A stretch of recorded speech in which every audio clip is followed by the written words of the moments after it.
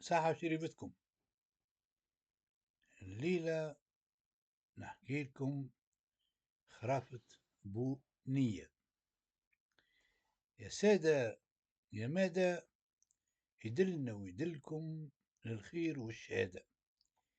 يحكيو على ولد وحيد أمه، مات بوه وخلاه صغير، عاش راسه وراس ميمته، امرأة زولية وبسيطة، رباته بالنية والصدق وقلة الزور. كبر الطفل ولا عازب ما شاء الله، خليقة وخلوق، لكنه كان ياسر على نياته، اللي في قلبه على لسانه، وكل شيء جد عليه، حتى سموه بونية.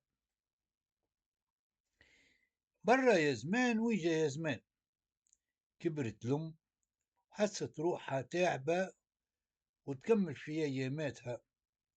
نادات ولدها وبدأت تحكي معاه، قالت له: يا وليدي اسمعني وفهمني مليح مليح، عمري تعدى وخليت ورايا، صحتك لها الزمان، وما قعد فيا غير بركة قليلة، وساعة الحق ما فماش منها هروب، وانتي فيها الدنيا وحيد، لا خو ولا بو ولا قريب، ابعد على الشر واصحابه، واخدم بصوردي ولا تمد يدك المخلوق، وتعشى بلا الحم تصبح بلا دين، وإياك إياك صاحب بوجين. قال لها: شكون هذا بوجين يا أمي؟ قالت له: هو في حديثه يقول لك راني بوجين. سمعها وسكت. بعد مدة هز صاحب الأمانة أمانته، بقات فل على ميمته ونيسته، حتى شاحوا عينيه، وقعد من بعدها وحداني، لا من يطل، لا من يسأل عليه، حي ولا ميت، جيعان ولا شبعان، متغطي ولا عريان. كره البلاصة وحب يبدل حياته، باع الدار واللي فيها، وشرى ناقة ومقرون، وهز زاده وزواده وفلساته، وقصد أرض الله الواسعة. مشى أيامات طويلة حتى وصل للواحة كبيرة، لقى راجل قاعد تحت شجرة وساقه مكسورة. أهبط، سلم عليه وسأله: علاش قاعد في الخلاء وحده، وش بيها ساقه هكاكا؟ قال له: باللي كانوا في حرب وعداهم غلبوهم وضربوه في ساقه، نقذوه أصحابه من الموت، لكن كيف عطلهم في الثنية خلوه ومشاو. سألوا على قصته، هو زاد وين قصد ربي على ناقته. حكاله اللي هو لقاه روحه وحداني بعد موت أمه، هذاك علاش قرر يبدل الوجوه ويشوف ناس جدد وبلاد جديدة. ومن جملة الحديث ذكر له وصية أمه وتحذيرها لي من بوجي. تبسم الراجل وقال له: أنا هو بوجي. وقام يضحك. ضحك بنية معاه، ما عطاش أهمية لكلامه، ظنه يفدلك معاه. وبعد ما سمع قصته مع أصحابه، رق قلبه وسخف عليه، شربه وعطاها حويجة شد بها قلبه، وركبه على الناقة وقعد هو يمشي على ساقيه.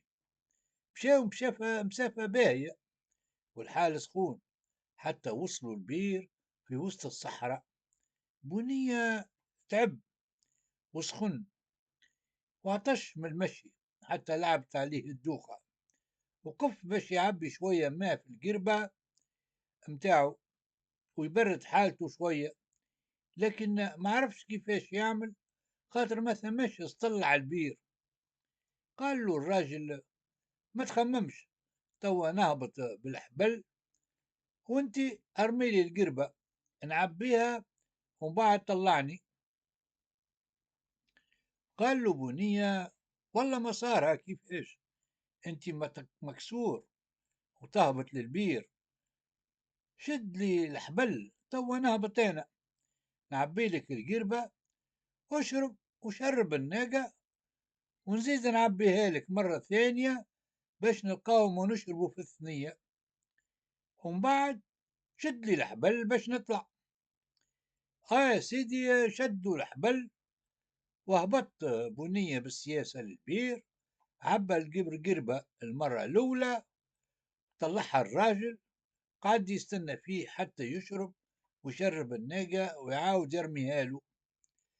قعد بنية يمني في رويحته، ها توا يشرب ويطلعني، ها توا يشرب الناقة ويرمي لي الحبل، حتى ركبوا الهلواس وبدا ينادي في رفيقه، والبير يرجع في صوته: ولا حياة لمن تنادي.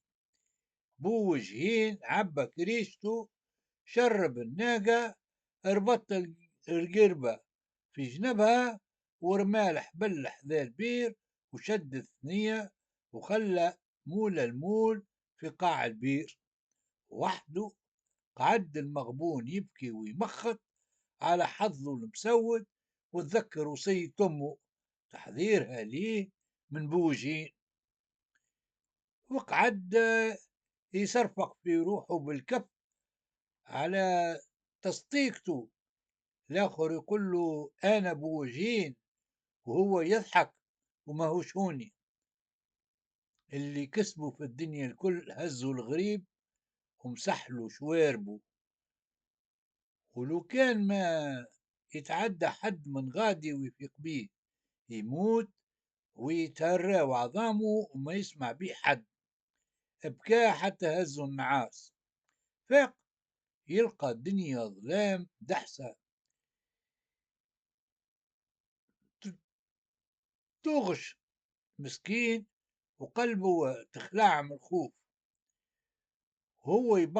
هو يبقق في عينيه في الظلام، ويخزر للنجوم في السماء البعيدة، ويشوف في زوز غربان حطوا على حافة البير، ويسمع في واحد منهم قال: شفت بنت الشيخ محمد ايش صار فيها، ولات تجري وتقطع في دبشها، وحد ما عاد يكلمها ولا يدور بها.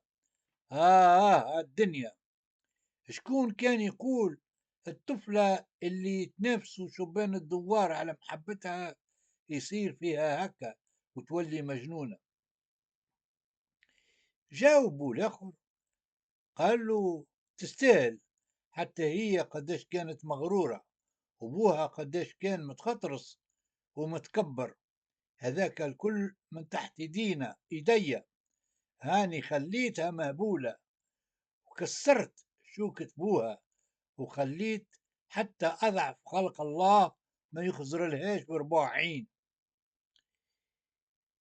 جابوا لها الشيوخ والعزامة والطبة الكل حاروا فيها، آه ودواها أسهل منه ما ثماش، ونعرف كنانة سورة الفاتحة 7 مرات على الماء تقوم تبرطع كي الفرس. ترعب بنية وعرف اللي هما مجان متوصفين في شكل غربان، شد نفس وقعد جامد يتصنت. يسمع في الأول قال: ما أقواك يا صاحبي، واش قولك في اللي أنا عملته في دوار الشيخ عبد اللطيف؟ قال له: صار أنت مول العملة، هاك خليته لا شجرة ولا حجرة، بعد ما كان جنة تجري فيها العيون، كيفاش عملت لهم؟ جاوبوا الآخر قال: سكرت لهم منبع الماء من تحت 7 أرض، حتى شاحوا سواني ولاحوا وهجروها أغلب ماليها، وحلها سهل، المعوذتين وآية الكرسي، وتعاود ترشق من جديد. لكن حد ما يعرف سرها غيري أنا وانتي. داخ بنية ودخلت مصارنه في كرشه من الرعب، وخاف لا يتعاركوا الهموم وسكروا عليه البير ولا يفيقوا بيه ويعملوا فيه بعض العمايل.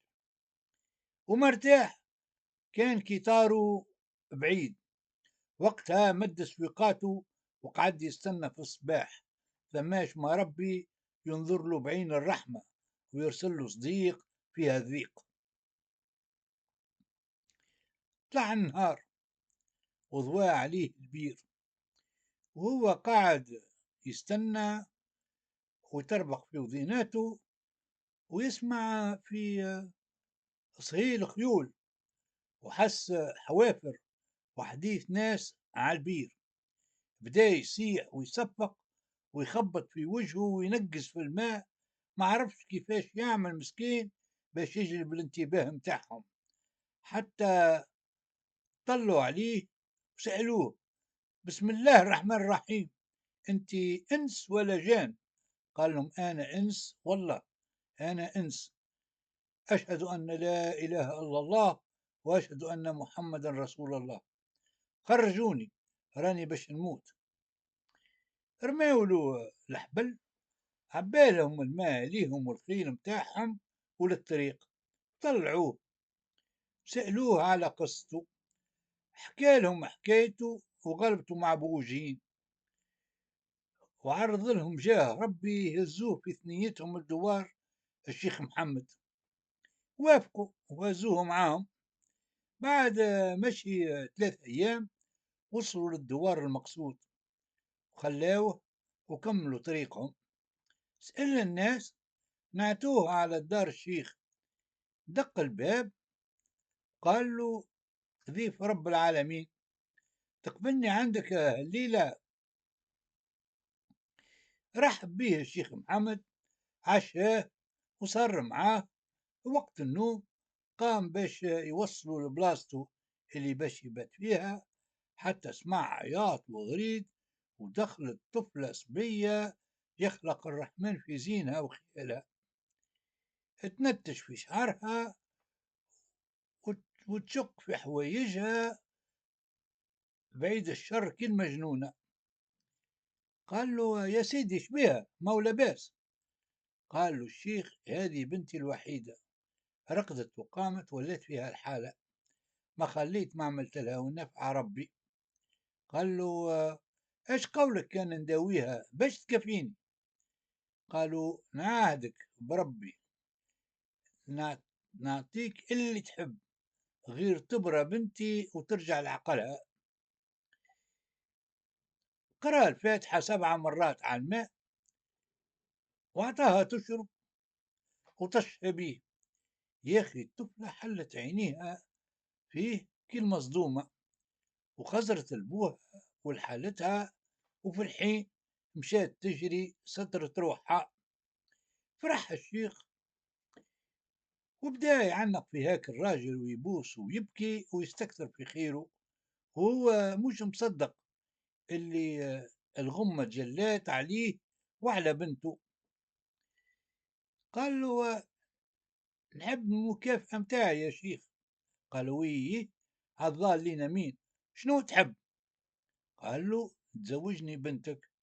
قال له: حلال عليك بنتي، ونزيدك معاها دار وجنان ورسل غنم. قال له: مش خسارة فيك. قال له: لا لا، بنتك يزي، ما حاجتيش بالدار، قصد ربي الدوار الشيخ عبد اللطيف.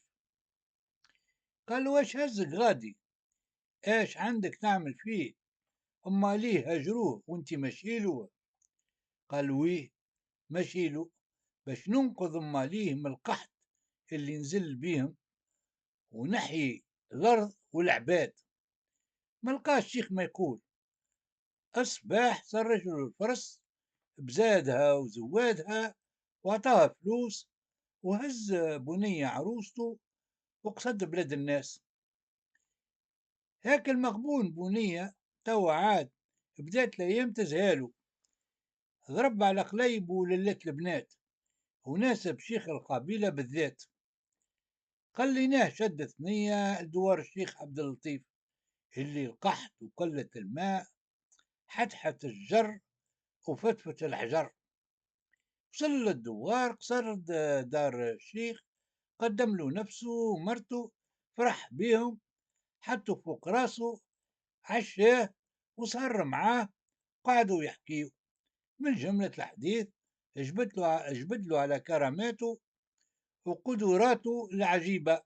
قال له اللي هو ينجم يرجع الدوار، وما داير بيه من جنان أحسن مما كان، لكن بشرط. تعجب الشيخ وقال له ترى يديك على يديك نحجوا يا سيدي، هات شرطك قبل. قال له تعطيني دار وجنان وزوز خدام وراس الغنم باش نبدا حياتي من الصفر، ماك تعرف هاك مدعي الوالدين عرالي راسي. قال له غالي ولا طلب رخيص، غير رجعنا العين تجري، وما تراه كان اللي يسرك يا خويا. خرج بنية في الحين ومشى لمنبع العين تحت صخرة كبيرة، توضأ وصلى ركعتين وقرأ المعوذتين وآية الكرسي، وقعد بعيد شوية يسبح حتى سمع الحجرة ترشقت في اثنين، وشرى الماء بقدرة قادر فوق القش والتراب والحجر، وعمال يقوى حتى ولا واد هرهار. وعلى حس الماء خرجوا الناس من الديار يتجاراو ويرميوا في رواحهم في الماء، ويتعانقوا ويبكيوا ويصليوا على النبي، ويهنيوا في بعضهم، ويكبوا على راس الراجل الصالح اللي ايديه تفلق الماء من الحجر، تفلق الماء من الحجر.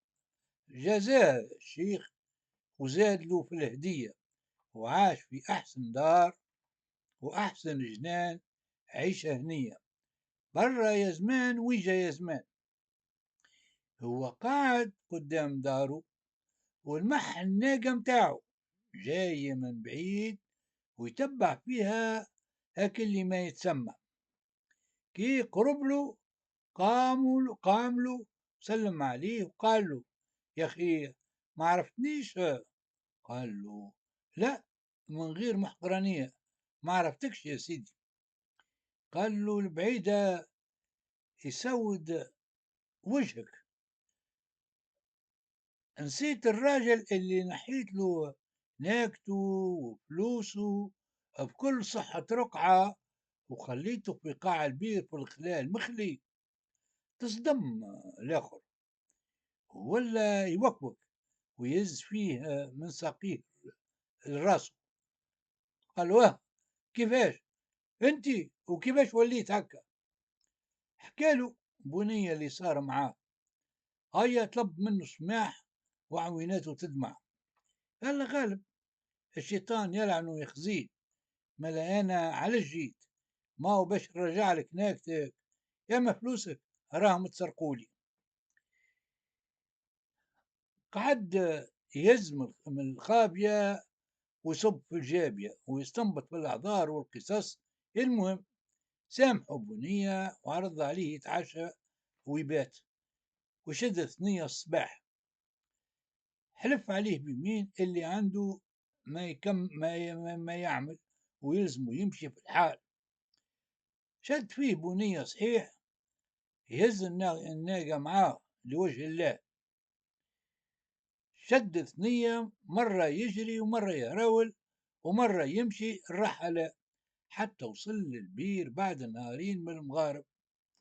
ربط الناقة بعيد وتسرسب، جاء في قاع البير، قعد مبيت الحس يستنى في هاك الزويز يجيو باش يسمع منهم أخبار عالم الجن ويستغنى كي صاحبه. طول عليه المشوار وطاح الليل وبرد، وبدا يتقروح وكرشه بدات تكبس عليه. هو هكاكا وراه زوز غربان حطوا على الحرف وبداو يحكيو. بدا بوجهين يكسر في وذيناته وكرشه ما زالت وجعته. هاو تمد، هاو قف، هاو قعمز، يا ويلو يسمع الطيور، يا ويلو كرشه الدور، ويقول فيها طر على غير رادة. هاك الغربان اتفرتوا وطاروا يستخايلوا جاهم الصيادة. شنو الشيء هذا؟ البيرة حكايتها هكا هي، مسكونة بناس أخرين ولا فيها ثحابين؟ قال له والله قلت الحق، ثم شكون يتصنت في حكاياتنا ويكشف في أسرارنا. شفت بنت محمد ودوار الشيخ كيفاش صار لها، توا نردموها بها وباللي فيها، وحركوا جوانحهم في الظلام وتمتموا ببعض الكلام. قامت عجاجة قوية ردمت البير في رمشة عين، ومات بوجهين شر الميتات، الفجعة والنزاسة. لا نايحة ولد فينا، عاقبت المنافقين والنسناسة. وحكايتنا طابة طابة، والعام الجاي تجينا صابة.